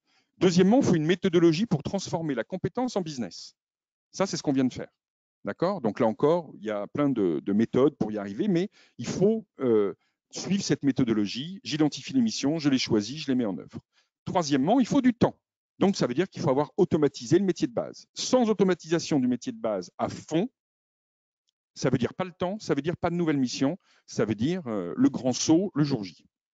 Deuxième condition pour que ça marche, rien ne pourra marcher sans les clients et sans les collaborateurs. Autrement dit, ce n'est pas l'associé tout seul en haut de son donjon qui va avoir les idées, qui va les mettre en œuvre et qui va convaincre les clients. Il faut que tout le monde s'y mette et que ce ne soit pas l'associé qui décide et les collaborateurs qui exécutent. Il faut que ce soit un partage, un échange, une discussion entre nous sur ce qu'ils pensent pouvoir faire, sur comment ils pensent pouvoir faire, sur quels sont les clients les plus prometteurs, etc., etc. Troisièmement, le plus difficile, ce n'est pas de vendre les missions. Vous avez vu les statistiques, les clients, ils en veulent ces missions-là. Le plus difficile, c'est de les faire, ces missions. C'est de se lancer. C'est-à-dire de se dire, j'y vais et de suivre le processus. Très souvent, les experts comptables aiment bien trouver la liste des missions qui marchent, entre guillemets, et de les mettre en œuvre tout de suite du jour au lendemain. Ils filent une fiche technique, une fiche pratique à leurs collaborateurs en disant, tiens, vas-y, tu n'as plus qu'à faire ça. Ouais, sauf quand… Voilà. Et évidemment, c'est ce que effectivement j'ai écrit. Il faut être agile, s'adapter, écouter, tester, recommencer, ne pas se décourager, ajuster. Voilà, il faut vraiment se dire que c'est un processus qui s'améliore de plus en plus. Quand on en fait une, on n'est pas très bon. Quand on en fait plusieurs, on commence à s'améliorer. Dernière chose, qui dit nouvelle mission, dit nouvelle tarification, nouveau tarif. Il faut repenser la tarification des missions. C'est ce que je disais tout à l'heure à propos de la mission actuelle. Il faut arrêter de vendre des heures, parce que quand vous en ferez 2 fois moins, est-ce que vous avez conscience que votre chiffre d'affaires diminuera de moitié? Il faut vendre une prestation, un résultat, et il faut vendre de plus en plus de l'accompagnement, des missions parallèles, et pas de la mission de compta comme étant le cœur de votre mission. Le cœur de votre mission, c'est l'accompagnement de votre client, et pour cela, vous avez besoin d'informations comptables que vous allez saisir, organiser, agréger, etc. Mais votre raison d'être, c'est d'accompagner vos clients. D'accord? Donc, ça veut dire nouvelle tarification, nouvel accompagnement, etc. Ne jamais oublier 2 choses. D'abord, 100% des gagnants ont tenté leur chance. D'accord? Donc, le seul et unique moyen de savoir et d'y arriver, c'est d'essayer. Et je répète, on n'y arrivera pas forcément du premier coup pour la première mission, mais il faut essayer. Et la deuxième chose, c'est que vous avez un parcours qui est proposé par la SFOREF de 5 jours, à raison de 1 jour par mois pendant 5 mois, qui s'appelle la Newbies Academy, qui est exactement conçu pour faire en 5 journées, sur toutes les facettes de la démarche, ce qu'on a fait en 1 heure, pour vous accompagner pas à pas et vous permettre à la fin de chaque journée d'avoir rempli une étape et de passer à l'étape suivante. D'accord? Donc n'hésitez pas, ça commence la semaine prochaine, je crois, la première saison. Donc n'hésitez pas. Je crois qu'il reste des places. Alors, dernière chose avant de passer au témoignage, les nouvelles missions et vous. Alors là, comment vous sentez tout ça? Comment vous le voyez? La question, c'est toujours la même. Vous retournez sur Slido, vous remettez votre petit code AT2 si on a été coupé entre-temps. Et la question que je vais vous ouvrir immédiatement. Alors, tac, je vous ouvre la troisième question. La troisième question, c'est après cet atelier, dans quelle mesure vous sentez-vous prêt ou prête à développer de nouvelles missions dans les prochains mois au sein de votre cabinet, quelles que soient ces missions, hein. Comment vous vous sentez sur une échelle de 1 à 10? Comment vous vous sentez? Est-ce que vous sentez 0? Alors 0 ou 1, je ne sais plus ce que j'ai commencé. Oui, c'est 1. Vous ne sentez pas du tout, c'est tout pourri, j'y arriverai jamais. 10, c'est les doigts dans le nez, demain je commence. Voilà. Comment vous sentez les choses? Vous y y croyez pas? Vous êtes 71, 80, 84 à avoir voté, 88, 90. Étonnant ces réponses. 98, 100. 102, 103, 105, 100 trucs. Je vous montre les résultats. C'est étonnant les résultats, non? Ah oui. Allez. Pas mal. Bah, tu votes. T'as qu'à voter, tu mets une croix dans ce que tu te sens. Mais non, c'est pour on me demande mon avis là. Non, non, non, non. Je suis plus au bon endroit. Non, j'ai vu qu'il y avait des questions en fait sur l'ECF. Ouais. Et je me suis perdue dans l'application. D'accord. Comme ça, je vais répondre aux questions sur l'ECF. Voilà. 112 votes. Et donc, les réponses sont les suivantes. 22% des personnes sont prêts, ils ont mis 10. 23% ont mis 8. 19% ont mis 7. 11% ont mis 6. Donc, en gros, si on fait 11, 30, 53, 75, 80, il y a 80% qui a plus de 5. 80% des personnes qui ont répondu estiment, mettent une note en termes de niveau de préparation, ce qui est carrément génialissime. Hein? C'est génialissime. Donc, c'est parti. Entre 1, je ne le sens pas du tout, et 10, je m'y mets demain. Alors, c'est parti. Témoignage et expérience. Alors, on va donner maintenant la parole à Rania et Virginie. L'idée, c'est quoi? C'est que l'une comme l'autre ont des expériences différentes. Elles ont toutes les deux essayé, réussi, pas trop, un peu, beaucoup, à mettre en place des nouvelles missions dans leur cabinet. Comment ça s'est passé? Comment vous avez fait? Qu'est-ce qui a marché? Quelles sont vos bonnes méthodes? Peut-être on commence par Rania. Je vous passe la parole. Alors, donc, je suis donc du groupe La Flûte et Associés, 40 collaborateurs, 3 associés. Alors, nous, on a développé, donc en termes de mission, donc je suis DRH. On a une équipe donc de 3 juristes en droit social, plusieurs gestionnaires de paye et donc un responsable social qui pilote la paye auprès des clients. Alors nous, comment on a procédé? Donc on a fait exactement ce que Philippe a démontré depuis le début de cet atelier. Donc toutes les étapes, on est passé étape par étape, on a été très patient. Donc on a fait également la méthode Canvas, hein, qui est très efficace pour identifier justement nos compétences, identifier les besoins des clients, etc. Donc nous, aujourd'hui, on est en mesure d'accompagner nos clients, aussi bien les clients historiques que les nouveaux clients, puisqu'on a réussi aussi à avoir des clients par nos nouvelles missions, aussi bien sur des missions d'accompagnement, de conseil ou du full service. Donc, et là, je parle en tant qu'expert RH. Donc, sur la méthode… Exactement, en matière de RH. Donc, on a développé le pôle social. Donc, aujourd'hui, on ne fournit plus uniquement que de la paye. Et lorsqu'on fournit de la paye, il y a un accompagnement aussi, parce que le client qui reçoit les bulletins de paye, il aime bien aussi, lorsqu'il y a des variables ou autres, de pouvoir comprendre son bulletin de paye, de pouvoir lui-même donner l'information à ses collaborateurs, de pouvoir optimiser, etc. Et au-delà de ça, on propose aujourd'hui plusieurs missions. Et donc, ces missions-là, on est passé par différentes méthodes pour pouvoir les identifier. Évidemment, la première, c'est d'être à l'écoute des clients, être aussi à l'écoute, être dans l'air du temps. C'est ce que vous avez bien exprimé. Voilà, la fameuse être opportuniste, donc, mais dans le sens positif des choses. Donc, être dans l'air du temps, de proposer des choses qui vont fonctionner 2 ans, 5 ans, 10 ans, mais qu'il faut proposer aujourd'hui. Donc, ne pas rater ce rendez-vous. Ça, c'est très important. Donc aujourd'hui, on propose donc des missions d'accompagnement en conseil. Donc on est très proche de nos clients qui peuvent nous contacter pour avoir des conseils dans l'immédiateté pour gérer une situation, pour réfléchir à une stratégie qu'ils vont déployer au sein de leurs entreprises. On est dans l'accompagnement, donc toutes les étapes, toutes les démarches que nous faisons auprès du client, on accompagne, on explique, on réfléchit avec lui à qu'est-ce qui pourrait être mis en place pour améliorer ces missions. En fait, nous, l'amélioration de nos missions, elle est venue surtout des clients. Parce que ce sont toutes les questions, toutes les interrogations, toutes les situations qu'on a pu rencontrer, toutes les difficultés qu'on a pu rencontrer, qui ont enrichi justement le format qu'on propose aujourd'hui aux clients. Donc aujourd'hui, on couvre toute l'ère RH.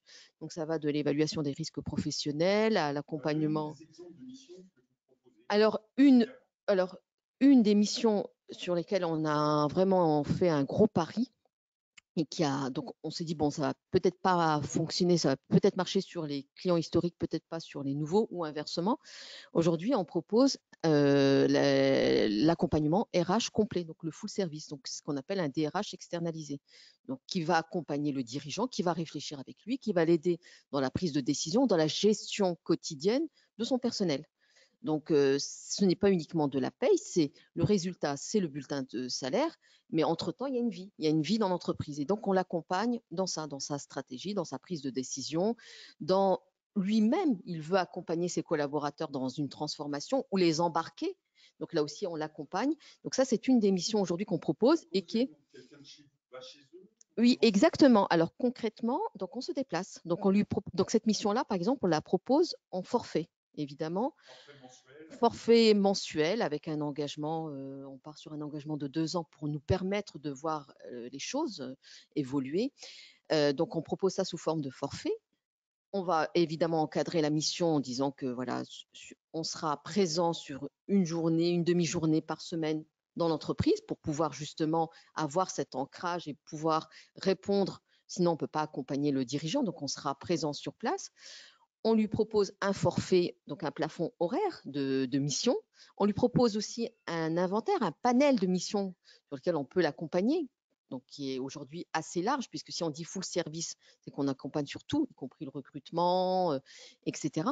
Donc, on encadre tout cela.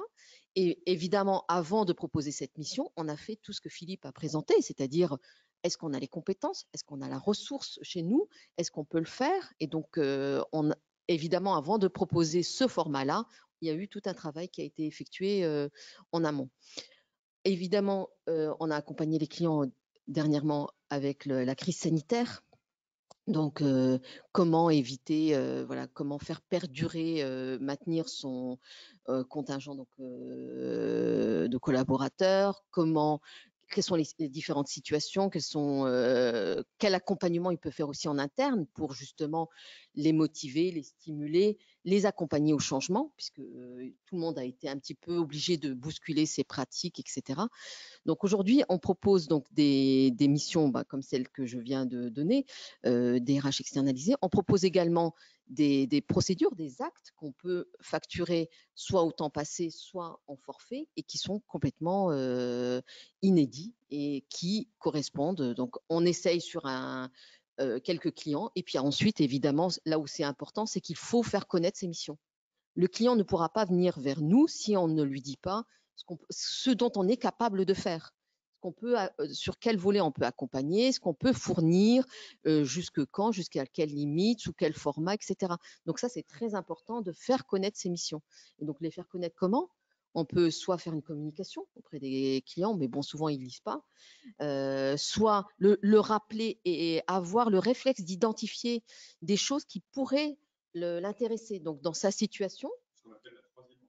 Exactement. Donc là, d'être à l'écoute, d'échanger, donc avoir cette proximité que les experts comptables ont avec leurs clients, donc d'avoir cette proximité, de profiter de cette proximité pour identifier des choses que nous on a et qu'on pourrait proposer aux clients. Et puis après, autre possibilité aussi de faire connaître nos compétences, notre expertise, etc. Organiser des moments, des temps un petit déjeuner où on va inviter les clients, nous faire connaître nos missions, faire connaître nos collaborateurs, quelles sont leurs compétences, comment ils peuvent les accompagner, sous quel format, etc. Il y a plusieurs moyens. La proximité, c'est vraiment le terme clé. Et puis, la fameuse troisième oreille. Voilà. Oui. Ce qu'on appelle souvent la troisième oreille dans la détection des missions, c'est cette phrase de Simon Sinek qui dit la troisième oreille, en gros, c'est entendre ce qui n'a pas été dit. C'est-à-dire comment est-ce que quand le client il dit j'en ai marre de passer tous mes dimanches à faire la facturation, ça veut dire qu'en fait il a besoin qu'on l'aide à faire ça. Il ne l'a pas dit qu'il avait besoin d'aide, mais il ne savait pas que vous le faisiez, donc c'est pour ça qu'il ne l'a pas dit. Mais votre job, le job des collaborateurs, c'est d'entendre ce qui n'a pas été dit. J'ai des petites questions, Gagna. Donc, cette réflexion, vous l'avez menée quand? Ça a pris combien de temps? Cette réflexion, on l'a menée sur ces 5 dernières années. Donc, on a eu une période où on est parti sur les missions traditionnelles d'un cabinet d'expertise comptable. On va accompagner, on fait la paye, donc on va faire les contrats, on va faire les avenants, on va faire les procédures de rupture, etc. Et de là, on a continué à augmenter. Donc, déjà enrichir notre accompagnement, même en termes de contrats, de donner des conseils derrière, de ne pas fournir simplement un contrat, mais de donner des conseils, d'optimiser, de voir d'autres solutions. Donc, ça a commencé comme ça.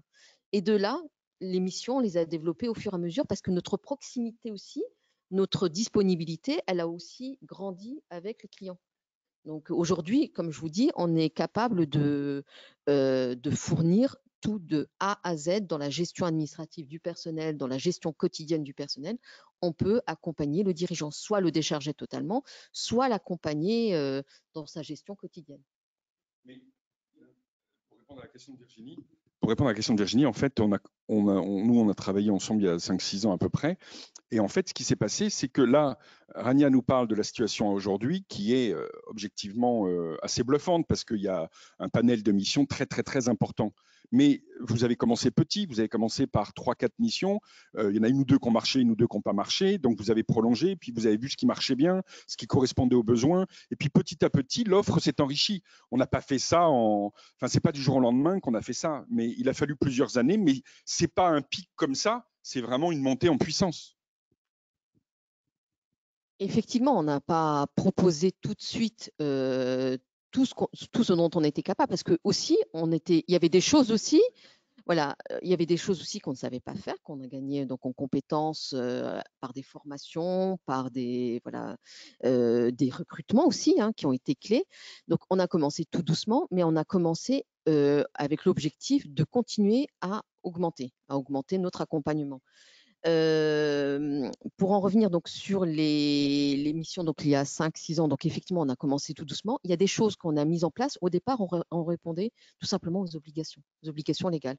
Tiens, il faut mettre en place une évaluation des risques professionnels. Donc on explique pourquoi, on explique quelle est cette démarche, quel est l'intérêt pour l'entreprise de mettre en place cette évaluation des risques, quels sont les risques encourus, etc. Combien de temps, parce que là aussi le dirigeant à chaque fois il est pressé, il est dans son métier, ce que lui il veut c'est un accompagnement qui ne va pas non plus être chronophage pour lui. Donc on lui explique concrètement combien de temps ça va prendre, comment nous on peut l'accompagner, etc. Donc au départ on est parti sur des missions tout simplement, voilà, les obligations légales, on remplit ça.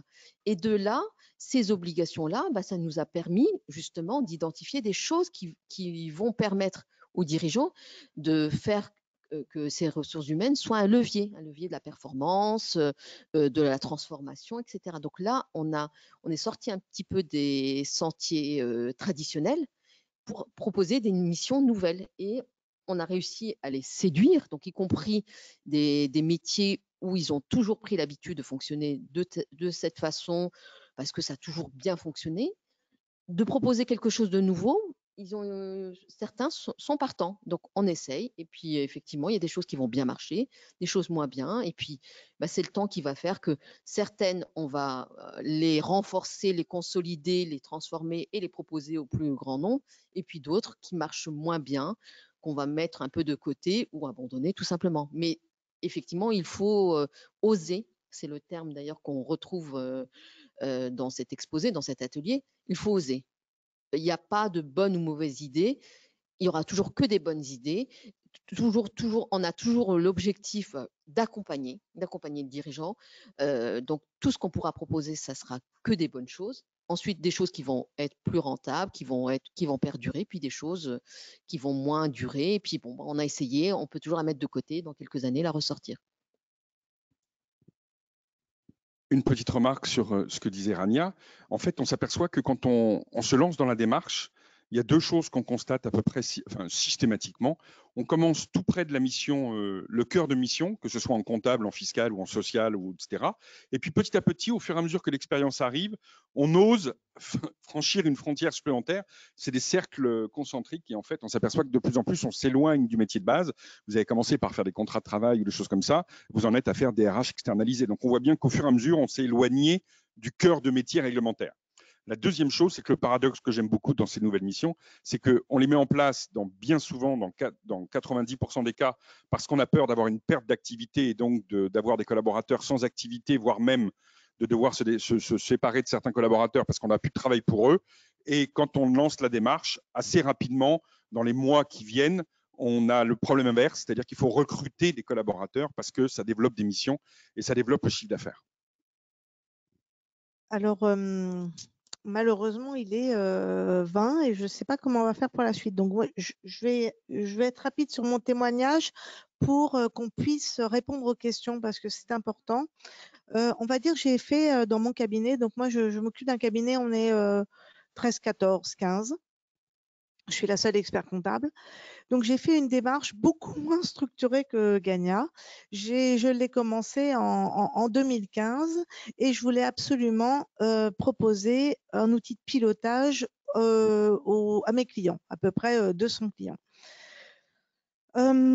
J'ai fait à peu près n'importe quoi au début, c'est-à-dire que, alors n'importe quoi sans vraiment faire n'importe quoi. Le n'importe quoi, il est où? J'ai pas sondé le client. Alors, on l'a tous compris aujourd'hui, hein, il y a un triptyque qui est la mission, en fait, le collaborateur et le client. Et moi, je n'ai pas sondé le client et je n'ai pas mesuré les compétences de mes collaborateurs. Je vais vous donner deux exemples que je trouve extraordinaires et qui m'ont fait bien réfléchir et beaucoup sourire. Je décide de proposer des tableaux de bord à mes clients. Donc là, j'ai fait la bonne méthode. Je choisis 2-3 clients par portefeuille de collaborateurs et je demande à mes collaborateurs de tester. Je n'en parle pas aux clients. Un de mes collaborateurs, donc j'achète un outil, hein, un de mes collaborateurs très, très content, très fier, me présente le tableau de bord au 31 janvier, collaborateur qui avait 25 ans d'expérience, plus que confirmé, et il était vraiment super fier de me montrer le tableau de bord du mois de janvier. Et ce tableau de bord du mois de janvier, il avait 60 000 € de perte et j'étais sur un exercice décalé. Donc, j'étais à 7 mois d'activité, un client qui clôture au 30 juin et je me dis, donc moi, je suis tout de suite en mode panique. Waouh, si le client perd 60 000 € en janvier, qu'est-ce qui se passe au 31 janvier? Non, au 31 janvier. Non, le cumulé au bout de 7 mois. Et je demande aux collaborateurs qui avaient beaucoup d'expérience. Il me dit, l'enseignant, je dis, mais la compta est à jour? Il me dit, ben oui. Je dis, ben alors, s'il vous plaît, faites-moi le 31 janvier. Et là, je comprends que le collaborateur, en fait, il n'était pas dans le game, comme on dit, en fait. Il a fait ce tableau de bord-là pour me faire plaisir, mais il n'avait pas la sensibilité de l'activité du client. C'était rassurant. Au 31 janvier, on était à 0, en fait. Il avait perdu que sur le mois de janvier. Et là, je me dis, j'ai loupé une case avec le collab qui n'avait pas cet ADN de l'accompagnement du chef d'entreprise. Donc, j'ai compris qu'il fallait que je le forme après et que l'outil ne suffisait pas dans cette mission de gestion. À la même époque, je vais voir un des clients et je lui dis maintenant, je vais te faire des tableaux de bord et je vais te les donner le 8 du mois parce que, bon, aujourd'hui, ta compta, on l'a fait le 20 pour la TVA, mais on est capable de donner des chiffres tous les 8 du mois. Et là, le client me répond, mais Virginie, moi, je serai jamais prêt pour le 8. J'ai pas le temps de ranger mes trucs. C'était en 2015, donc j'avais oublié le client. J'avais oublié que dans cette relation, il y avait aussi le client qu'il fallait que j'emmène. Donc, j'avais oublié deux personnes quand même dans l'histoire, les clients, les collaborateurs. Je fais exprès de dire ces débuts-là parce que je pense que Gagna, vous devez en avoir pareil, des débuts comme ça. Donc, c'est compliqué. Donc, c'est la fameuse méthode des petits pas. Et donc là, je comprends tout de suite que je recule un peu. Heureusement que je n'avais pas du tout annoncé à tous les clients les histoires de tableau de bord. Je recule un peu. Je comprends qu'il faut que je forme mes collabs. Et je comprends qu'il faut que je réfléchisse un peu plus avant de partir comme une fusée, comme j'aime beaucoup le faire. Donc aujourd'hui, 6 ans après, j'ai un département de gestion. J'ai ciblé les clients. On apporte des tableaux de bord excessivement personnalisés à nos clients. On a tout co-construit ensemble. Je n'ai pas trouvé l'outil magique, donc je suis bêtement sur Excel. Et aujourd'hui, on leur fait des analyses de marge. J'ai pas mal de clients qui ont grandi en même temps que nous, c'est-à-dire que des clients qui ont aujourd'hui entre 10 millions et 60 millions de chiffre d'affaires qui hier partaient de zéro. Eh bien, ces clients-là, quand il y a 5-7 ans, ils me disaient, Virginie, moi, je vais faire 8 millions de chiffre d'affaires dans 3 ans et j'aurai un DAF. Ils font bien 8 millions de chiffre d'affaires, voire plus, mais ils n'ont toujours pas de DAF.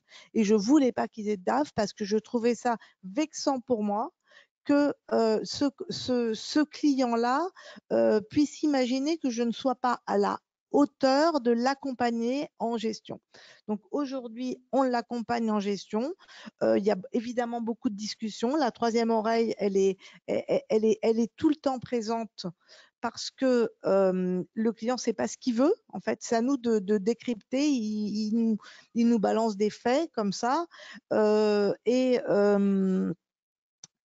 à nous de les interpréter, de lui proposer les outils de pilotage qui leur conviennent. Donc, c'est ce qu'on a réussi à faire au cabinet.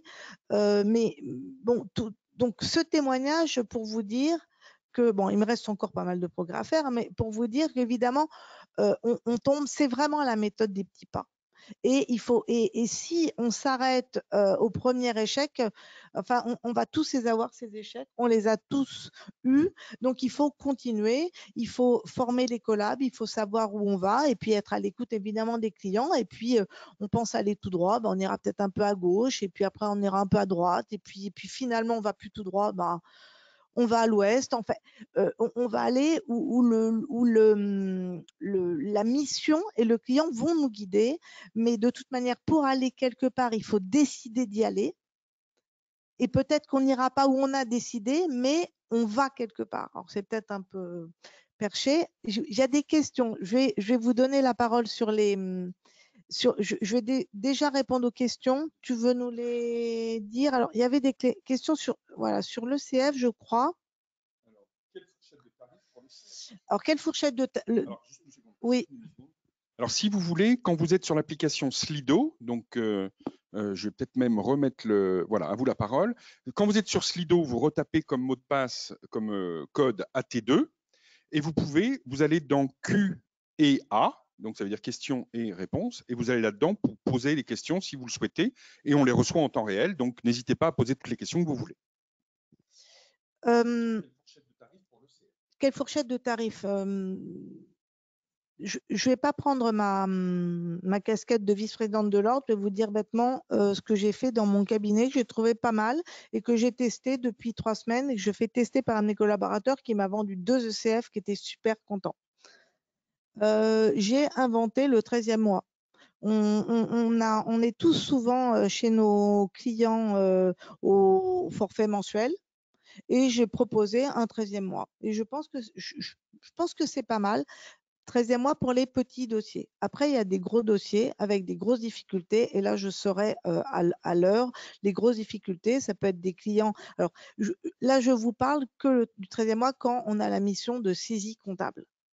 Quand on n'a pas la main sur la production et qu'on se retrouve chez des grands groupes où il pourrait y avoir des difficultés de provision, puisque vous savez que dans les 10 points de contrôle, il y a un chapitre provision qui peut être éventuellement compliquée si on est dans des boîtes internationales ou importantes avec des problématiques, par exemple, de provision pour dépréciation des stocks, de méthodes statistiques. Et je serai à l'heure sur ce genre de clients-là. Oui. Comment fait-on pour développer de nouvelles missions quand on est seul à son compte? Alors, j'ai une petite voix qui me s'ouvre à ma gauche. Il n'y a rien de plus facile, c'est le cas idéal. On répond que ça, Philippe, c'est tout. Non, mais alors là, pour le coup, vous avez le contact direct avec vos clients. Donc là, pour le coup, c'est vraiment ce qui est le plus simple. Ce qui est plus difficile, c'est effectivement de former les collaborateurs, de former, de packager l'offre, de ceci et de cela. Je veux dire, c'est beaucoup plus simple quand on est tout seul. Il suffit de définir 2 ou 3 missions qui peuvent intéresser nos clients. Commencez là encore par des choses simples. Mais alors là, vraiment, il n'y a pas besoin de former les collaborateurs. Il faut vous former vous, pour le coup, et apprendre un petit peu, voir comment vous allez mettre ça au point. Et vous lancer. Mais c'est vraiment la situation la plus rapide, la plus agile, la plus simple pour mettre en place les nouvelles missions. C'est ce qui s'est passé en Italie avec la facture électronique. Vous savez qu'en Italie, la facture électronique est obligatoire depuis le 1er janvier 2019. Ouais. Et il y a 120 experts comptables en Italie qui sont, alors qu'on est 20 000 en France, donc la profession est organisée différemment et l'expert comptable italien est souvent un professionnel qui travaille seul. Et après la mise en place de la facture électronique, 1 an, 18 mois après, donc les experts comptables en Italie faisaient plus de saisie comptable et faisaient plus de TVA. Ils ont tous adoré cette période-là et ce nouveau métier parce que maintenant, ils ne font que du conseil et c'est sûr, ils sont seuls. Il n'y a pas à embarquer 5, 10, 20, 30, 800 collaborateurs dans cette aventure-là, ce qui est un peu plus lourd à gérer. Une question, quelle application pour avoir une première analyse critique des comptes donc, au sein du fonds d'investissement Inest? Donc, la start-up à laquelle je pensais tout à l'heure, c'est Seisha, SEISHA, que j'ai croisé au congrès, que j'ai découvert au congrès, et qui font en fait une analyse de gestion du mois, du compilé depuis le début du mois d'avant, enfin depuis le début de l'exercice, etc., et qui vous fera une première analyse de la situation économique de l'entreprise. Alors ensuite, je continue. Peut-on faire un ECF pour des clients qui nous le demandent à titre de conseil, mais qui ont un autre expert comptable? Là, on rentre dans le débat. Je ne suis pas sûr que ce soit le sujet du jour. Ça ne veut pas dire qu'on n'y répondra pas, mais c'est trop pointu. Comment valorisez-vous par exemple vos missions ECF? On l'a dit. Comment développer ces missions quand on est jeune diplômé à son compte? Vous êtes jeune. Alors là, franchement, moi j'adorerais. Donc, vous êtes tranquillou. Vous n'avez pas les collaborateurs à encadrer, à manager, à embarquer, à tout ça. C'est la situation encore plus idéale que quand on est vieux et seul. Jeune et seul, c'est mieux que vieux et seul. Donc, c'est mieux encore. Donc, c'est merveilleux tout ça. Vous avez de la chance. Alors, où peut-on trouver la liste des coachs et des tuteurs? Donc ça, on en parle dans 2 minutes, dont vous nous avez parlé dans le premier atelier. Virginie, tu nous en parles dans 2 minutes quand on présente la fin. Séquencement, mise en place de la nouvelle mission Canvas. Séquencement. Le séquencement, je n'ai pas compris la question. Merci pour la thématique. Comment facturer ces nouvelles missions? Est-ce que les compétences nécessaires à l'accompagnement dans la mise en place de leur stratégie, faire appel à des externes? Non, non, non, non, non, non. Évidemment, si vous faites une mission très pointue, RSE, cybersécurité, gestion de patrimoine, tout ça, vous n'avez pas forcément les compétences en interne. Donc là, vous allez faire appel à l'extérieur, je suis d'accord. Mais pour des missions d'accompagnement, que ce soit du pilotage ou que ce soit du full service, c'est de l'interne. Par définition, c'est le critère numéro 1. L'objectif numéro 1, je rappelle, c'est faire face à l'attrition de chiffre d'affaires, faire face au fait que les collaborateurs auront moins de tenue, moins de production de paye, moins de production de tout ça. Et donc, comment on peut les occuper? C'est pour ça qu'on choisit prioritairement les missions qui sont tout proches du cœur de cible, du cœur de métier. Et puis, petit à petit, on élargit. Et quand on va élargir un peu plus, là, on faudra se poser la question de quel profil on recrute. On recrutera plus forcément des comptables et des payeux. On recrutera des gens qui ont un profil un peu différent, plus RH, plus gestionnaire, plus informaticien, plus marketing, plus stratégie. Mais dans un premier temps, l'objectif, c'est de trouver des missions pour lesquelles on a toute l'expertise, la compétence, les ressources, les moyens en interne, en dehors de l'outil qu'il faut acheter, mais on n'achète pas l'outil pour commencer. On achète l'outil une fois qu'on a bien défini tout le processus, qu'on sait qui fera quoi. Mais l'idée, c'est celle-là, d'accord? Je vous propose de passer à la suite. On a fini les questions. Il y a une ou deux conclusions. C'est à toi. En conclusion, hein, je vais revenir sur le parcours de la transformation. Vous avez compris que tout ceci, c'est un vrai changement de métier, un vrai changement d'ADN, et ces ateliers ne sont là que pour éveiller votre curiosité et donner une impulsion. Merci de vos super réponses très encourageantes à la dernière question du sondage. Ah. Alors, les slides sont disponibles. Vous aurez évidemment un replay, comme à chaque atelier, sur la chaîne YouTube de l'Ordre. Vous pouvez également, si vous voulez bien, sur Slido, nous donner vos commentaires et vos appréciations et des idées de thèmes si vous souhaitez que nous en développions d'autres. Je vais juste vous parler du parcours de la transformation. Donc, on en est au deuxième atelier de ce premier thème qui est construire la stratégie du cabinet. À la prochaine fois, on fera construire la stratégie et le plan d'action. Donc, ces premières briques de 3 ateliers est dédié plus à l'expert comptable. Après, la grande aventure, j'ai envie de dire, commence parce que là, il faut aller transformer les collaborateurs. Donc, le deuxième brique de 3 ateliers, c'est comment manage cette transformation. Et après, comment on les vend, ces missions-là, on le sait tous. La vente, c'est pas notre force chez les experts comptables parce que c'est pas notre ADN, on l'a pas appris dans notre cursus. Et j'ai envie de dire, jusqu'à présent, on n'a pas eu besoin de vendre grand-chose parce que cette mission traditionnelle était une réponse à des obligations fiscales, légales et sociales. Et il faut vraiment qu'on aille vers cette vente, et je fais exprès de prendre vente parce que c'est vraiment un gros mot pour nous les experts comptables. Il faut qu'on dépasse ce gros mot. Ensuite, donc vous avez ces ateliers qui vous sensibilisent. Qu'est-ce que vous pouvez faire d'autre? Il va y avoir des outils. Biz & Co, c'est une plateforme qu'on va vous proposer incessamment sous peu qui va vous permettre de construire cette stratégie, de manager vos collaborateurs. C'est en gros un outil de gestion prévisionnelle des compétences et de l'expert comptable et des collaborateurs. Vous avez aussi tous les outils qui sont dans la plateforme Cap Performance, des auto-diagnostics de performance, des aides pour des fiches de postes de collaborateurs. Enfin, je vous en passe, on est déjà en retard. C'est pour ça que je fais vite. Vous avez proposé aujourd'hui par l'ASFOREF des parcours de formation, la performance académique pendant 5 jours qui permet à l'expert comptable d'affiner son envie d'aller quelque part. e-expert, la Newbies Academy, donc là, on est à la fin du process. Comment on vend ces nouvelles missions? Donc, on peut commencer par la Performance Academy et on peut terminer par la Newbies Academy. Vous avez des formations à la carte du catalogue de l'ASFOREF. Et pour répondre à la question qui nous était posée, on vous a parlé de mentoring et de coach. On va vous proposer un catalogue de mentors. Qui sont ces mentors experts comptables? Donc, ce sont des contrôleurs qualité. Il y a 140 contrôleurs qualité à l'Ordre qui nous ont fait part d'appétence dans le tutoring, dans le mentorat. Nous les formons au mentoring pour qu'ils vous accompagnent et qu'ils vous aident au mieux dans ce parcours de la transformation de vos cabinets. Et ensuite, nous avons aussi certifié des coachs, on en a une dizaine. On est en train de terminer le catalogue pour vous les présenter.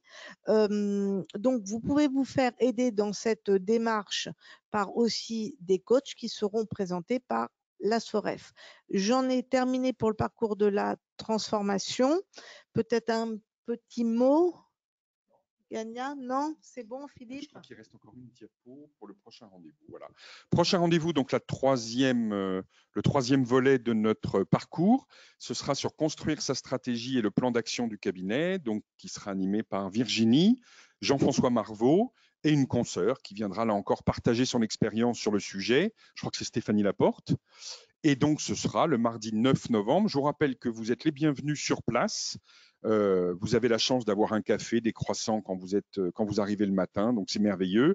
Vous pouvez nous voir en vrai, discuter avec nous après, parce que nous, on va couper la caméra, mais on continuera à parler entre nous. Vous pouvez également mettre des commentaires, poser des questions sur Slido. Vous avez une dernière question qui a été ouverte. N'hésitez pas, mettez tous les commentaires que vous voulez, posez les questions. Si vous avez des souhaits pour les prochaines fois, rajoutez-les, commentez et voilà. Merci à tous. Merci à tous et toutes de votre attention et suite donc au prochain épisode. Merci Gania, merci Philippe et on se retrouve le 9 novembre en pleine forme. J'espère que je serai un peu moins malade. Allez, bonne journée à tous. Merci beaucoup de votre attention.